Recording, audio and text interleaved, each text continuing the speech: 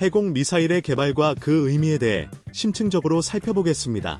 해공 미사일은 2009년부터 본격 개발에 착수하여 2013년 이후부터 다양한 발사 시험을 꾸준히 수행하였고 2015년 이전까지 총 22회의 비행 및 요격 테스트를 성공적으로 완수하며 기술적 안정성과 실전 적용 가능성을 입증했습니다. 이로 인해 개발진들은 당초 계획보다 빠르게 2017년부터 초도 양산이 가능할 것으로 전망하였고 실제 2019년부터 양산에 돌입했습니다. 해공 미사일 개발 배경과 필요성. 해공 개발 이전 우리 해군은 미국산 함대공 미사일인 램블록과 SM-1을 주력으로 사용해왔으나 이들 미사일은 여러 성능 문제와 결함으로 어려움을 겪었습니다. 특히 SM-2의 경우 2004년부터 2022년까지 19년간 36발을 발사했지만 무려 11발이 목표물을 명중하지 못하는 실패를 기록했는데 이는 신뢰성 문제로 작전 부담을 가중시켰습니다. 미국 정부는 공식 FMS 절차를 통해 보증했으나 업체 차원의 보상은 거의 이루어지지 않았고 이는 우리 군의 자주 국방과 기술 자립에 대한 요구를 더욱 강화시켰습니다. 이에 국방과학연구소와 라이기넥스원 등 국내 방산업체들은 한국형 함대공 미사일 KSM 개발을 추진했습니다. 이는 해외 기술 의존도를 줄이고 성능, 안정성, 비용 효율성에서 우위를 확보하기 위한 전략적 선택이었습니다. 해군 역시 2010년 5월 KSM 기본 계획을 확정하고 2011년부터 2015년까지 1,617억 원의 개발비를 투입하여 사업을 진행했습니다. 기술적 진보와 특징. 초기에는 기존 램블록 미사일과 동등한 저가형 무기 개발을 구상했으나 연구진은 글로벌 최고 수준인 프랑스 BL 미카, 영국 캠 미사일과 경쟁할 수 있는 성능을 목표로 설정했습니다. 그 결과 해공 미사일은 세계 최초로 K밴드 레이더 탐색기와 비냉각 적외선 탐색기를 동시에 탑재한 미사일로 탄생했습니다.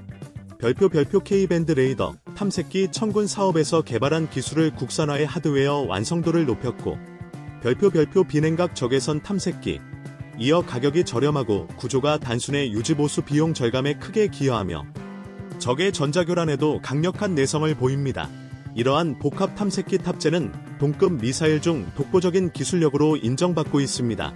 또한 해공은 최대 50g 이상의 고기동성을 발휘하여 러시아의 막 3급 초음속 대함 미사일의 급격한 방향 전환 기동 12g 이상 도 효과적으로 대응할 수 있습니다. 이는 해공이 전술적 우위와 생존성을 확보했다는 의미입니다. 개발 과정의 난관과 극복.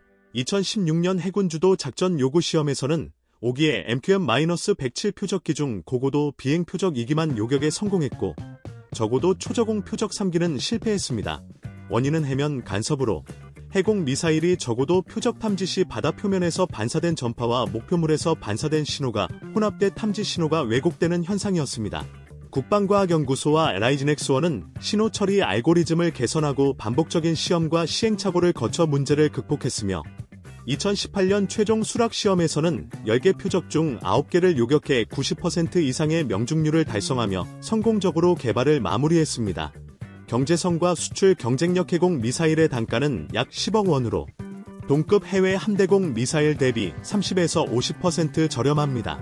전체 수명주기 운용 비용까지 고려하면 투자비 회수가 충분히 가능하다는 평가입니다. 수출 시장에서도 긍정적인 성과를 내고 있는데 말레이시아 해군의 해공 미사일을 수출하며 레큐급 호위함 성능 개량 사업에도 선정되는 등 동남아시아 시장에서 기술력을 인정받고 있습니다. 필리핀도 도입 관심을 보였지만 이미 프랑스 BL 미카 미사일을 선택해 향후 상황을 예의주시하고 있습니다. 해공 미사일이 높은 수출 경쟁력을 갖춘 이유는 프랑스 BL 미카 및 영국 캠 미사일과 동급 이상의 성능을 갖추면서도 가격은 30% 이상 저렴하기 때문입니다. 단순 가격 경쟁력을 넘어 기술 혁신을 통해 유럽 경쟁자를 뛰어넘으려는 노력이 지속되고 있습니다. 초음속 표적기 개발과 실전 대응력 강화. 해공은 러시아 초음속 대함 미사일 요격 능력을 갖추었으나 당시 국내에는 초음속 표적기가 없어 실사격 시험은 시뮬레이션에 의존했습니다. 미국은 실제 초음속 표적기를 활용한 유일한 국가인데 우리나라는 2024년부터 2028년까지 약 467억 원 예산으로 국방과학연구소와 하나, 에어로스페이스가 협력해 마하 3급 초음속 순항 대공 표적기 체계를 개발 중입니다. 이 표적기는 해면 밀착 비행이 가능해 한국형 중거리 함대공 미사일 및 해공 미사일의 실전 대응 능력 검증의 핵심 역할을 할 것으로 기대됩니다. 이로써 우리 해군은 초음속 미사일 요격 검증 능력을 세계적으로 독보적인 수준으로 끌어올릴 전망입니다. 미래 발전 방향, 공대공 미사일로의 진화. 전문가들은 해공이 단순한 함대공 미사일을 넘어 한국형 중거리 공대공 미사일로 진화해야 한다고 강조합니다. 이는 미국이 KF-21 보람의 전투기에 미국산 공대공 미사일 통합을 거부하면서 국내단 중장거리 공대공 미사일 개발 필요성이 시급해졌기 때문입니다. 단거리 공대공 미사일은 2033년 이후 양산 가능성이 높으나 중장거리 미사일은 첨단 기술, 덕티드 램제트 엔진 등 적용으로 2036년까지 완성하기 어렵고 비용도 상당할 전망입니다. 프랑스 라팔 전투기 운용 사례를 보면 200km급 미티어 미사일과 100km급 미카 미사일을 병행 운용하는데, 이는 미티어가 유럽 공동개발품이라 수출 제한 문제를 피하기 위한 전략입니다. 미티어 미사일은 가격이 매우 높아 수출국의 부담이 크기에 저가형 미카 엔진을 개발해 다목적 활용을 추진하고 있습니다. BL 미카가 대표적인 함대공 미사일 겸용 모델입니다. 해공 역시 미카와 유사한 크기와 성능을 갖춰 공대공 미사일로 전환 가능성을 내포하고 있으며, 에기넥스-1은 2020년대 초부터 해공을 공대공 미사일 버전으로 개량하여 KF-21과 파-50에 탑재하는 방안을 검토 중입니다. 다만 국방과학연구소가 덕티드 램제트 방식 공대공 미사일 사업을 추진하면서 일정 부분 제약도 있었습니다. 라이즈 DNA와 해상 공대공 미사일 개조 사업. 라이즈 DNA가 공동 개발자로 참여한 해상 공대공 미사일 개조 사업은 과거 여러 제약과 어려움이 있었습니다. 특히 라이즈 DNA가 해공 미사일 개조 및 홍보에 제한을 받으며 사업 추진에 제약이 있었으나, 한국형 중장거리 공대공 미사일 사업 공식 확정 이후로는 제약이 크게 완화되어 사업 추진에 탄력이 붙었습니다. 광자 미사일은 해공 함대공 미사일을 기반으로 개발된 무기로 미국 엠람 AIM-120C7 버전과 견줄만한 성능을 갖출 수 있다고 평가됩니다. AIM-120C7은 세계 최고 수준의 중거리 공대공 미사일로 뛰어난 탐지 추적 능력과 다양한 전투기 호환성을 자랑합니다.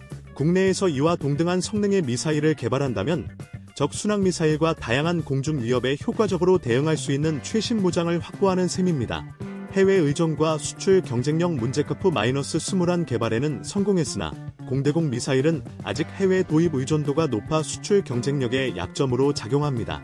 특히 중동 시장에서 문제가 심각한데, KF-21 수출 시 유럽 국가 중 한 곳이라도 미티어 미사일 수출을 반대하면 계약이 무산될 위험이 큽니다. 이에 따라 국내 중장거리 공대공 미사일 개발에 박차를 가하는 중입니다. 하지만 이 사업은 초기 단계이고 양산 시점은 2036년 이후로 봐야 하며 기술적 경제적 리스크도 큽니다. 또한 고가 미사일이기에 경량 전투기인 파-50에 장착하기에는 부담이 크다는 평가가 있습니다. 이중화 전략과 다목적 미사일 체계군사 전문가들 사이에서는 프랑스와 이스라엘이 채택한 이중화 전략을 국내 도입해야 한다는 목소리가 커지고 있습니다. 이 전략은 하나의 미사일 체계를 다목적으로 확장해 함대공, 공대공, 지대공 미사일로 폭넓게 활용하는 방식으로 비용 효율성과 작전 유연성을 높입니다. 프랑스 미카와 이스라엘 아이웨어 미사일은 공대공용 로켓 모터를 교체해 사거리를 100km까지 늘리는 방식으로 다목적 활용이 가능하며, 해공 미사일도 적절한 개조를 통해 100km급 중장거리 공대공 미사일로 전환할 수 있습니다. 이는 해상 전투기와 함정 모두에 적용 가능한 전략적 자산이 될 것입니다. 결론 및 전망. 우리나라는 국산 중장거리 공대공 미사일 개발과 해외 기술 활용, 다목적 미사일 체계 도입을 병행해 미래 전장 환경에 능동적으로 대응하고 수출 경쟁력을 강화해야 합니다. 라이즈 DNA와 국방 연구기관들이 과거 제약을 극복하고 국산 미사일 개발에 박차를 가하는 것은 매우 긍정적인 발전입니다. 다만 기술적 경제적 한계와 국제 정치적 변수도 고려해야 하며 다양한 전략적 대안을 모색하는 노력이 병행되어야 합니다. 이를 통해 한국 방위산업은 자립과 수출 경쟁력 강화라는 목표를 달성하며 글로벌 방위산업의 중심국가로 발돋움할 수 있을 것입니다. 시청자 여러분, 오늘 해공 미사일의 개발 과정과 기술적 의해, 그리고 미래 발전 방향에 대해 상세히 설명드렸습니다. 앞으로도 더욱 심도 있고 정확한 콘텐츠로 찾아뵙겠습니다.